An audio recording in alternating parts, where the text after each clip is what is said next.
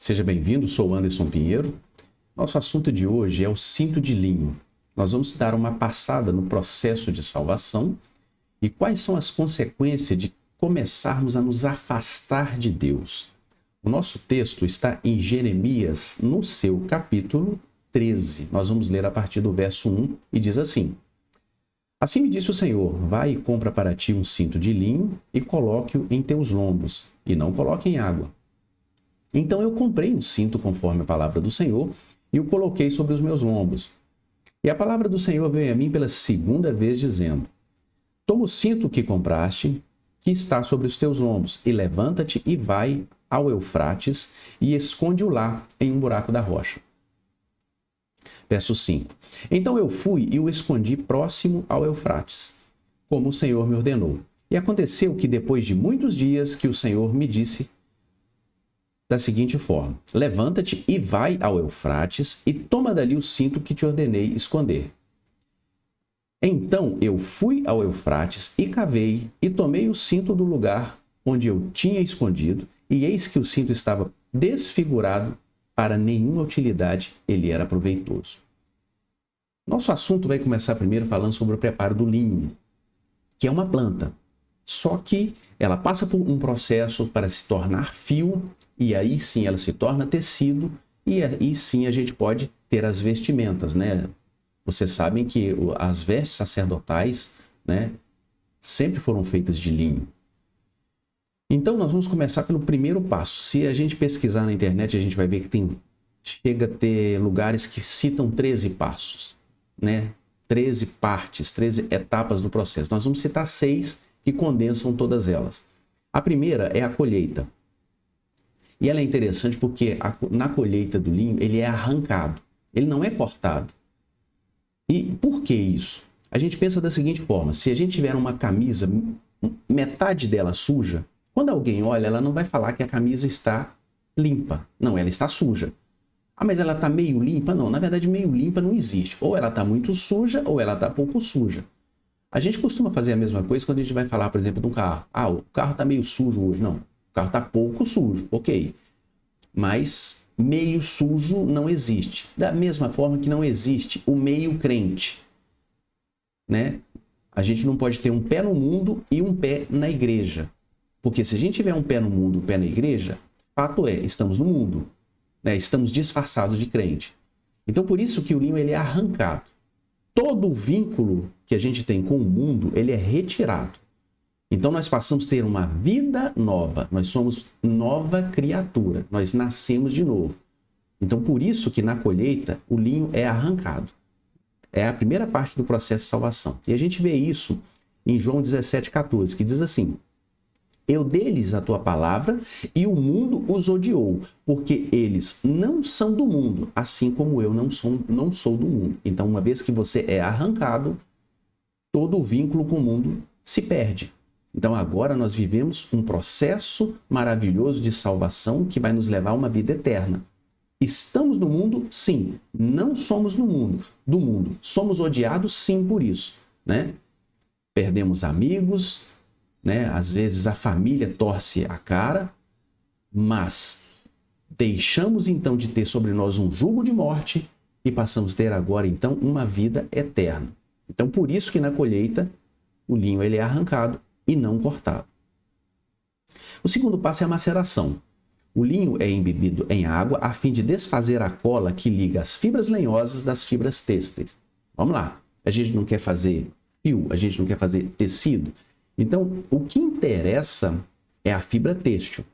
A fibra lenhosa é uma parte como se fosse a parte de madeira, né, que consta ali no linho. Então ela precisa ser retirada. Mas existe uma cola que une a fibra têxtil à fibra lenhosa. Então o linho ele é embebido em água para que essa cola possa ser dissolvida, né? Para quê? A fibra lenhosa ela é a herança que vem do mundo, é o pecado. A fibra têxtil é as nossas vidas, é o objetivo, é o propósito de Deus em nos usar na sua obra, na sua presença e nos dar a salvação.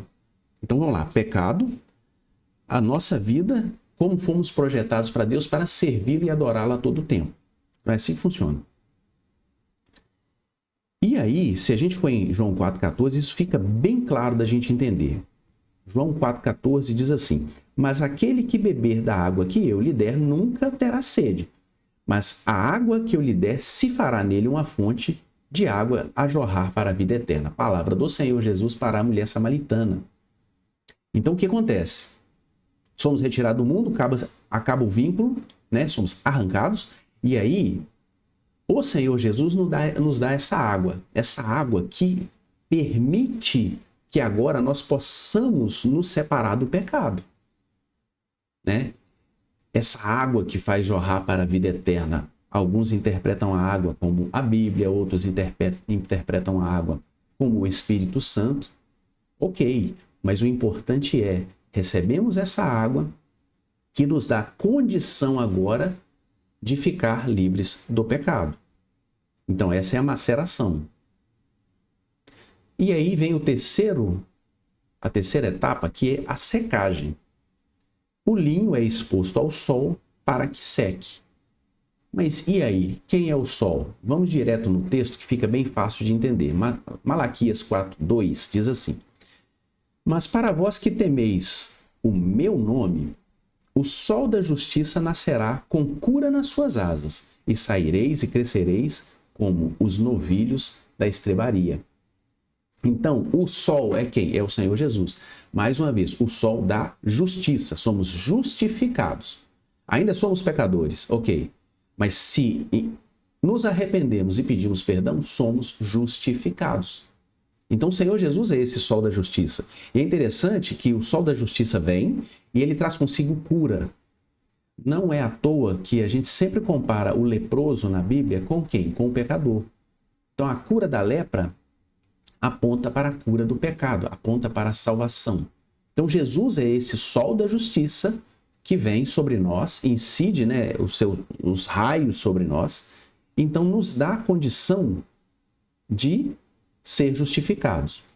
Falando agora da quarta etapa, recapitulando: colheita, somos arrancados; maceração, o linho é embebido em água, é a água que jorra para a vida eterna, né, nos faz saltar para a vida eterna.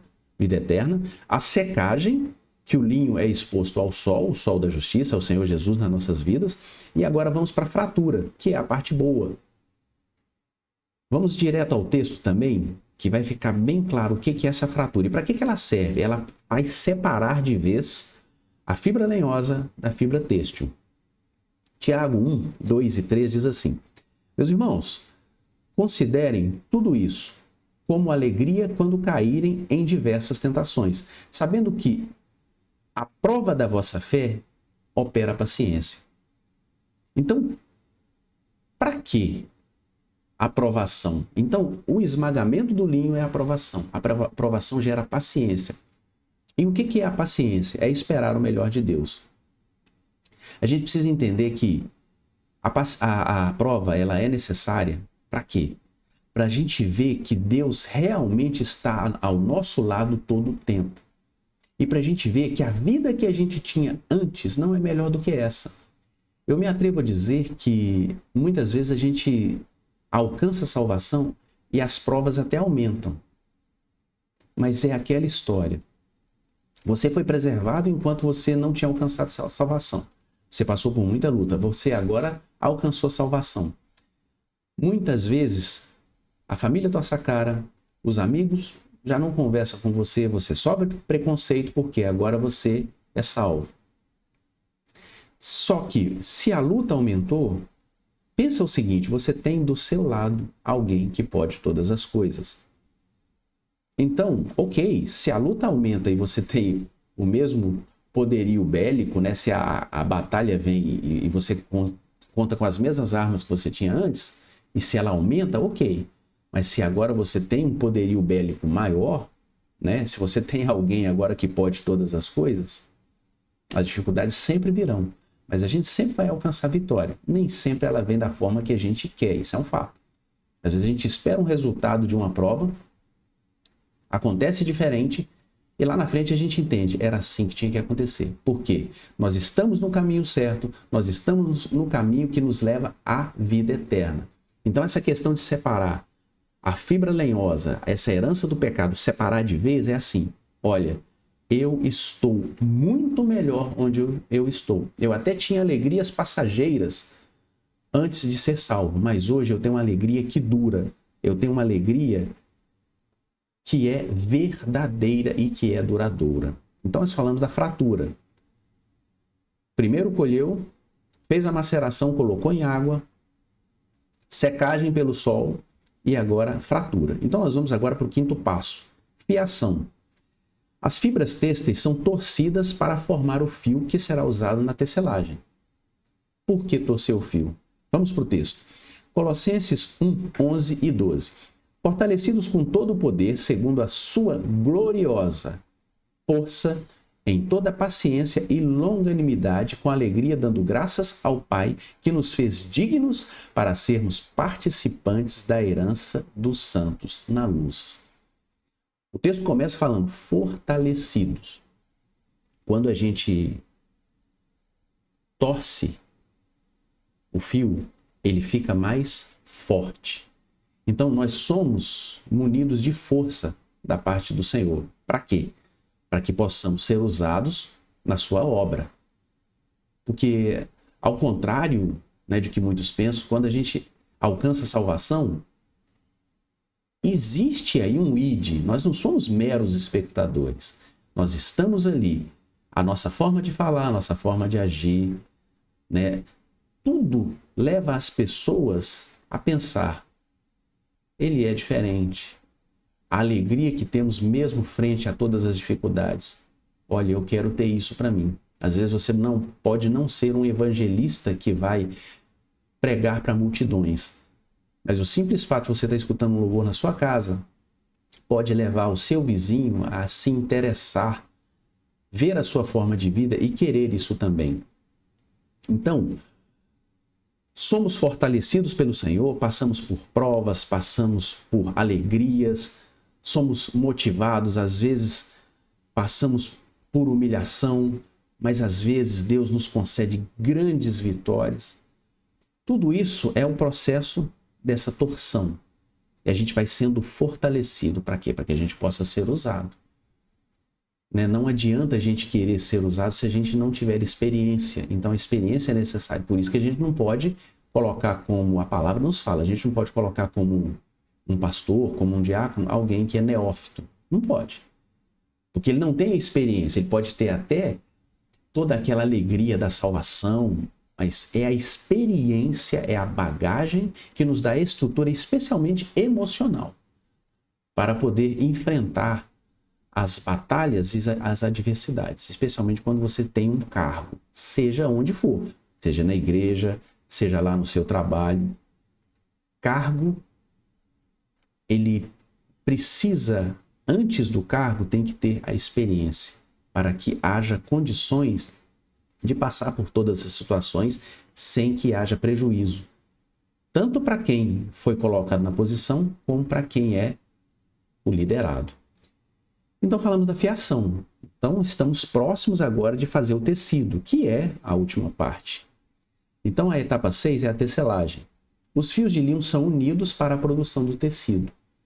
1 Coríntios 12, 13 diz assim: porque por um Espírito todos nós fomos batizados em um corpo, quer sejamos judeus ou gentios, quer sejamos escravos ou livres, e a todos foi dado de beber em um só Espírito. Então somos fios, passamos por todo aquele processo, da colheita até agora. E aí? Agora o que Deus quer fazer é nos usar. E quando ele vai fazer um tecido, né, até hoje é assim, você não usa um fio só. A gente usa vários fios. E aí o desenho, o padrão, vai ser conforme a vontade de Deus. Isso não cabe a nós. Mas é importante saber que agora, como fios unidos, somos igreja, corpo de Cristo. Então tudo que você passa, todo esse processo é para você se tornar um tecido. É um propósito que Deus tem na sua vida junto com outros. Uns são azuis, outros são amarelos, outros são verdes. Isso aí depende da vontade de Deus, isso aí não é conosco. Mas o fato é, Deus quer fazer a sua obra, Deus quer fazer conosco um tecido. Ok, então até aqui tudo muito bonito, tudo muito bom. Passamos por um processo, né? Vale a pena recapitular: a colheita, a maceração, que é embeber em água, a secagem, a exposição ao sol, a fratura, que é a quebra, são as lutas, a fiação, que é quando o fio é torcido para ganhar força, e a tecelagem, que é o propósito de Deus que acontece na nossa vida, nos tornando o tecido. Agora, não foi isso que o Senhor falou com Jeremias. Então nós vamos agora para o texto em si, para a gente poder finalizar. Então, os versos 1 e 2, Deus orienta Jeremias assim: vai lá e compra um cinto de linho. Então vamos começar por aqui. Nós fomos comprar. Qual foi o preço da nossa salvação? A morte do Senhor Jesus. Mas qual foi o valor? Quanto custou? Custou 30 moedas de prata, que foi o valor que Judas recebeu para poder, né, vender o Senhor Jesus, para poder mostrar quem era Jesus e ele ser preso. Coloque-o sobre os seus lombos. Se a gente continuar lendo o texto, a gente vai ver que é um texto que fala muito para Israel em relação ao seu orgulho. Nós não vamos tratar de orgulho aqui. Nós vamos só até o ponto em que a gente entende o que acontece com cada um de nós quando nos afastamos de Deus. Mas se vocês continuarem a ler, vocês vão ver que o próprio Senhor Deus dá a interpretação daquela espécie de aula prática que ele estava dando para Jeremias. Ele dizia assim: olha, se o meu povo ficar longe de mim, assim como o cinto ficou longe, vai ter consequências. Né? Tirou o cinto dos lombos, vai ter consequência, e vai ser dessa mesma forma aí. Então, ok, onde é o nosso lugar? Se a comparação é o cinto fica nos lombos, então ele fica próximo, junto. Há uma intimidade nossa com Deus. E precisa ser assim. Temos que estar sempre junto de Deus. E é interessante que o Senhor Deus fala para Jeremias assim: não coloque ele em água não, tá? Porque o processo está pronto. Jeremias, não estraga essa prática que eu estou fazendo com você. Não estraga, não põe em água. Você só vai colocar sobre o seu corpo o cinto. Ok, Jeremias? E assim ele fez. E aí, segunda vez o Senhor fala com Jeremias, e é interessante que o Senhor fala assim: ó, agora você vai pegar esse cinto e vai levar para o rio Eufrates. O significado de Eufrates é água de bom fluir, é um grande rio. E tem uma coisa que é muito interessante em relação ao Eufrates, porque ele é um rio que é citado no Gênesis e ele é citado no Apocalipse. Nós vamos ver esses dois textos. Em Gênesis diz assim, 2,14, Gênesis 2,14. E o nome do terceiro rio é Hiddekel. Este é o que vai para o leste da Síria. E o quarto rio é o Eufrates. Em Apocalipse 16:12 diz assim: e o sexto anjo derramou a sua taça sobre o grande rio Eufrates, e a água dali secou-se, para que o caminho dos reis do Oriente pudesse ser preparado. Então vamos lá. Qual que é o simbolismo do Eufrates aqui na história do cinto de linho? Então o Eufrates é um rio que estava, quando todas as coisas foram criadas, lá no Gênesis, e ele também está presente no final de todas as coisas. Porque se os irmãos lerem aqui, Apocalipse 16, continuarem a leitura, vocês vão ver que estava prestes ao começo da batalha do Armagedon. Então o Eufrates aparece no início e aparece no final. Então, de que fala o Eufrates? O rio, ele demonstra muito continuidade. Como assim? A gota que passa, ela segue pelo rio abaixo, e ela não volta. Assim é o tempo. Cada segundo passado não volta mais. Olhou para o relógio. Pronto, aquele segundo não volta mais. Ele passou. Então, o rio Eufrates aponta para o tempo. Como assim para o tempo? Enquanto estamos em Deus, estamos próximos a Deus, estamos firmados em Deus, o tempo não conta. Mas por que não conta? Porque mesmo se morrermos, nós temos a vida eterna. Ok, se você vive hoje e se você morrer, você não morre. Você agora tem a continuidade da vida eternamente. No entanto, longe de Deus, nós voltamos para o que éramos antes, contando a nossa vida para a condenação eterna, para a morte eterna. E aí sim, o tempo conta. Por quê? Essa vida aqui, com toda a dificuldade que ela tem, em relação à condenação eterna, aqui é a colônia de férias. Então, o que a gente precisa observar? Em Deus, né, o cinto nos lombos, nós temos vida eterna. Se nós escolhemos sair da presença de Deus, estamos sujeitos ao tempo. É o que aconteceu com o cinto quando ele foi colocado na fenda da rocha. Ele ficou submetido ao tempo e ele foi degradando, degradando, degradando. Quando nós escolhemos ficar longe de Deus, é o que acontece. E é interessante que todo o processo começa a se perder. Tudo aquilo, a colheita, a maceração, a exposição, todo aquele trabalho e fazer o fio, o tecido, quando nos afastamos de Deus, ele se perde. E o pior é o seguinte: o cinto foi colocado na fenda da rocha. A rocha aponta para o Senhor Jesus. A gente vê que quando tem o texto que fala, ó, a casa que foi construída na rocha, veio a chuva, veio os ventos e ela prevaleceu. Mas acontece o seguinte, o cinto não foi colocado na rocha, ele foi colocado na fenda. O que isso representa? Às vezes nós temos uma falsa compreensão, nós estudamos isso quando falamos sobre o pecado original, sobre Eva, ela compreendeu totalmente errado, que estava tudo bem. Às vezes a gente dá muita desculpinha. Como assim? Eu invento uma hora extra para não ir no culto. Eu invento. Porque eu não precisava realmente ficar, mas é uma boa desculpa.